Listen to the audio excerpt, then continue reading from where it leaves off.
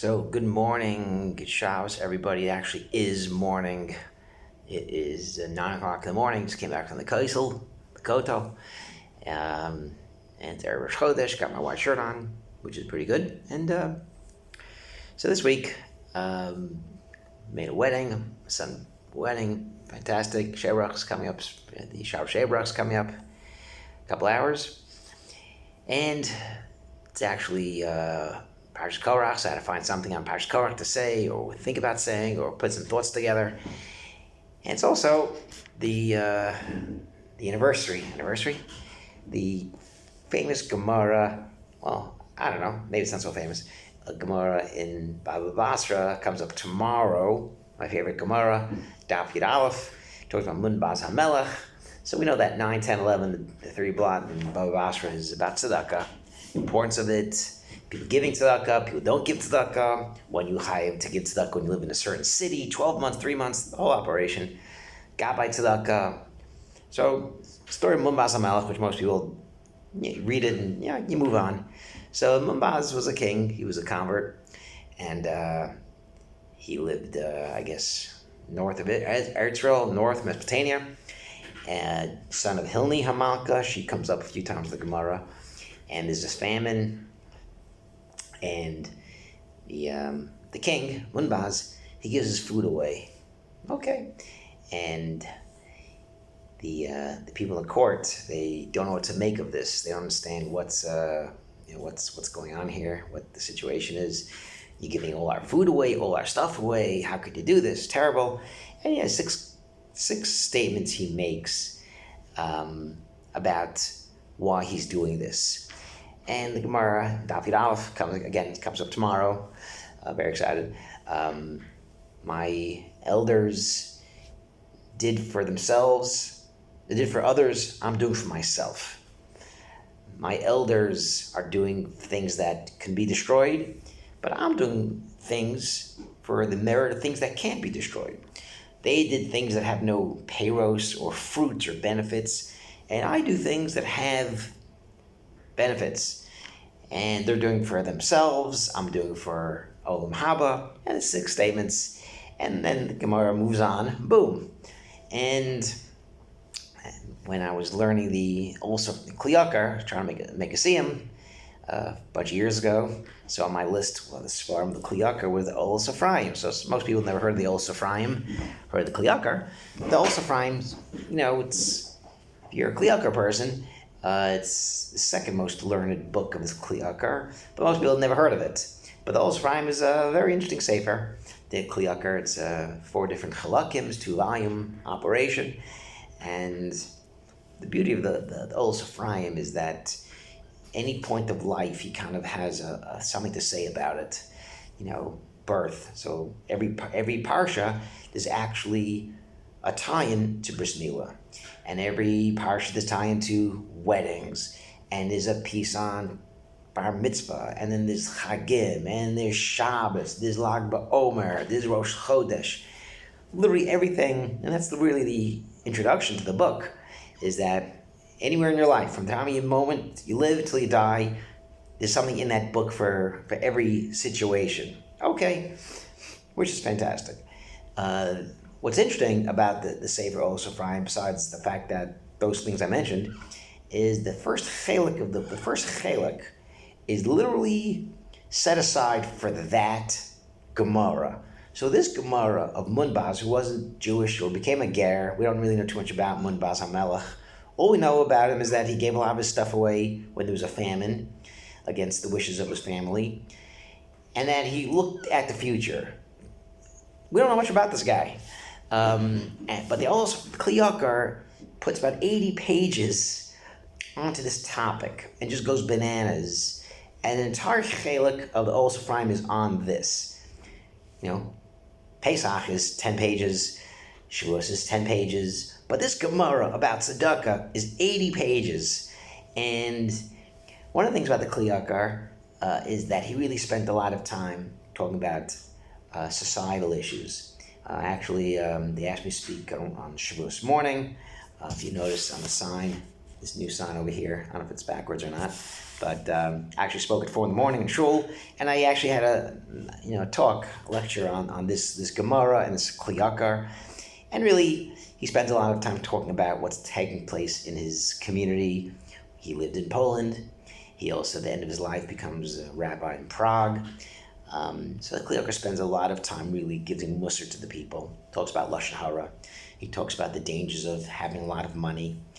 He talks about doing tzedakah, giving tzedakah. And he reflects on Munbaz, and again, takes the story of Munbaz apart and goes through all these 6 statements and spends a lot of time. But at the end of the day, he really comes back to, are we really doing what we have to do? Are we really thinking about our future? Are we thinking about temporary stuff? Are we buying things that are temporary, that lose value? Or are we really investing in the future? Not just a car or a house or stock in Amazon or something, but something that really is something that won't get damaged. There's no up and down. There's no stock market. When you do a mitzvah, there's zechusim, there's merit that is there, I don't know, somewhere, a book, treasure chest. I don't know where the zechusim are. It's written down somewhere maybe. God knows where it is. And that's something you can't take away. That's something that's always going to do good for you. And there's also peiros. You do a good mitzvah. There's things that'll come from it, meaning reward, but also there's good actions, there's good repercussions from it. You do good for somebody, that person's going to now be able to afford a wedding. You help someone out to buy tefillin, they're going to have mitzvos their whole lives, and you're a part of that situation. You give money for somebody, for a shul, you're now of a zchus of the davening, it takes place there. So there's so many different lessons that the yakar talks about.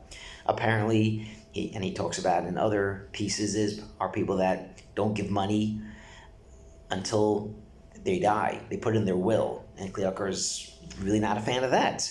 There's no mitzvah when you're dead. Give tzedakah when you're alive. Also, don't spend your whole life thinking about your kids all the time. What do you mean? I got to think. No. You know what? You do what you have to do. You want to help them at some point. But when you're going to sit down and open a Gemara, when you're really going to think about yourself, your own olam haba, it's great. You want to help another couple, support a kollel, fantastic. Of course, it's a very important level of tzedakah. But what about you? At the end of 120, are you able to go to Shemayim and open a Gemara and learn and appreciate the Shekhinah, learning with Hashem, having this closeness? Giving tzedakah is not going to help in that situation. So he talks a lot about these pieces. So I was actually thinking this whole week, how do I tie this to Korach? If I speak on Shabbos, which I think I will, or I give a Dvar Torah, which we're doing now, how do we tie this into Korach? So this morning, trying to cheat, I put it into the chat AI in WhatsApp, and I actually typed in, what's the connection of Munbaz, Hamelech, and Korach? And the WhatsApp chat said to me, well, Munbaz was a Levi, and Korach was a Levi. So they were he was an ancestor, a descendant of Korach. Now, I'm not the smartest guy in the world, but I do know one thing, that if you're a ger, you can't be a Levi. So if you're a convert, you converted from a guy, you didn't convert and become a Levi. It doesn't work like that. So that much I know. So I actually texted the chat about 6 in the morning and said, that doesn't work because he was a convert. And the WhatsApp said to me, you're right. I do not know what the connection is. And I kind of texted back this chat. Again, I was waiting for my ride to go to the hotel, and I had a few minutes. Well, the WhatsApp said, well, I really had no idea, and I'm sorry I misled you. So I actually went to OpenAI, and what's the connection? And it gave me something very simple and very elementary, and I think probably should have thought of that if I would have given more thought. And it's a very open connection. It's a strong connection, because Munbaz HaMelech is wealthy, but he's looking for the next picture. He's looking for the next thing, so that's more important, is to help people out. He was wealthy, he had a whole kingdom, and he would have been fine if he gives a portion of his stuff for people that are starving, and that's what's more important to him. Korach, on the other hand, a Levi, again, relative of mine, the opposite. Korach, the Medrash says, he was one of the wealthiest people in the world. Haman was the wealthiest guy in the world ever, and Korach was the wealthiest Jew to walk the planet. And Korach, who was from Levi, who carried the Aron, who had Nevuah, he was able to see that he's going to have Shmuel come from him, plus he had money, wasn't enough. He needed more. He wanted more kavod, he wanted more power, he wanted to put down Moshe and Aaron, he wanted to elevate him and his friends to higher levels, not give the 24 presents that a Kohen gets, which has this parsha. Coincidence? Probably not. Totally opposite. Totally opposite. That's kind of really where we are. That's really where we are with this parsha. And some people have a hard time maybe finding something positive to say about Korach or the parsha Korach, but you have that lesson there.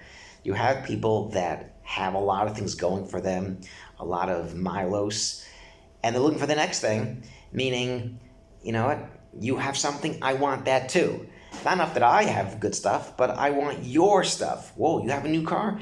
I have to get a new car. Oh, this guy is the head of some kind of company. I need something because it just, well, you have enough? Not good enough. You're driven not by your own motivations. You're driven what other people have, and you're kind of not even living in a happy place.